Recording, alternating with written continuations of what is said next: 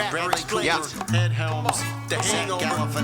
Yo, hey, we all been there. I've never been that. Tracy Steps. Yo, once or twice. It's Doug's bachelor party, his friends throwing in Vegas. The depths of depravity where this story gon' take us. His future brother-in-law, Alan, got a silly beard, plus he's weird. I mean really weird. Phil is clearly a shitty teacher, but he's real slick, stealing money that his students gave him for their field trip. Stu's a dentist and a total beta cuck. His girlfriend walking all over him and she hella sucks. Taking Alan's dad's old Mercedes for the trip. They got as sweet as Caesars, yeah, they're staying on the strip. Stu gon' propose with his grandma's ring from the Holocaust. Phil says you're an idiot, not a boss. They go up to the roof to take a couple Jaeger shots. Call themselves the Wolf Pack now, that should say a lot.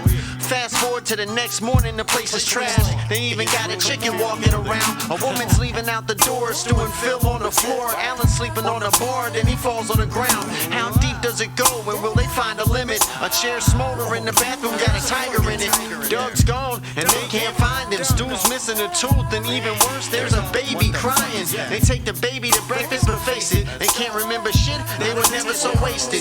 Phil got on a medical bracelet, now they gotta check the hospital. Doug's mattress on top of statue, impossible. They get back a stolen police car from the valet. Driving up the sidewalk, they about to have a bad day. Doc says you were roofied, Phil finds that upsetting. You weren't raped, but you said you had just came from a wedding. At the best little chapel up the street, they meet this guy named Eddie. Man, he keeps treating Stu like a rock star. Turns out Stu got married to Heather Graham, figuring out it's her baby is not hard. These Asian gangsters pull up in the parking lot, smash up the cop car. The Wolfpack drives off about as fast as I drop bars. It just keep getting worse, I can't look away. They find Heather Graham, she's playing a hooker Jade. She's wearing the Holocaust ring, the cops bust in, arrest them, yelling crazy, trying to make it hurt, cause they hate the jerks. They make a deal to get themselves out of jail, volunteering to teach some kids how a taser works.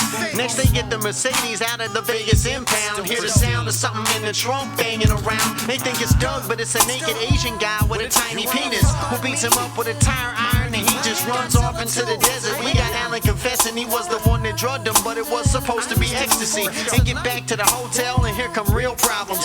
Mike Tyson in the room singing Phil Collins. In the air tonight, hit Alan with a right. In fact, knocks him clean out, tells the guys I want my tiger back. So they roofie the giant cat. Yeah, these boys are just crazy. The tiger wakes up in the car and destroys a Mercedes. Iron Mike shows him the tape he got from last night. That's right, watch Alan pee straight in the pool. Phil humping the tiger, Stu laughing about it. At least they know Doug was there with him at 3 a.m. Cool. The car gets crashed into by the Asian gang now. They got a face down, the guy from the trunk, his name's Chow. Says you got 80,000, that's mine. And worse, you did it on purpose when me and Alan switched man purses.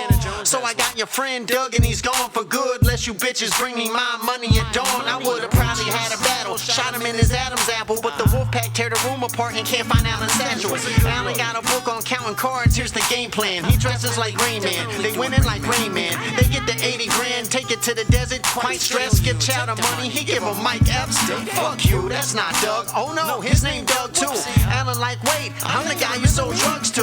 Phil calls Doug's bride to be, she's a mess. He's about to confess to her the horrible truth. Meanwhile, Epps says, why not call him Flories? Think about it, you more likely to wind up on the floor than the roof. Stu tackles Phil, interrupts the phone call. Don't y'all worry, we on our way, we'll be back in a hurry. They thought they left no stone unturned. They rushed to the roof of the hotel, Doug is up there sunburned. Stu gets the ring back from Jade, then she tell him the truth. Alan dared him to pull out his own tooth. He starts to wonder, was this even a mistake? He gonna come back to Vegas next weekend for a date. Doug got 80,000 in poker chips from the casino in his hands. On the highway they meet up with a tuxedo rental van. Been a bad couple days, Wolfpack in the haze. Show up looking rough but do the ceremony anyways. At the reception, Phil's noticeably not the same. Kisses his wife, picks up his son, how was your soccer game? Stu's girlfriend yelling at him, he confronts her. This ain't working for me anymore. Then he dumps her, now they're relaxing. But Alan found his camera, don't you guys wanna see what happened? Feel like, yeah, can I know? So the bros agree they're gonna look this one time and delete them. The credits roll, they're hilarious, so I bet Alan keeps them. Wait for the sequels.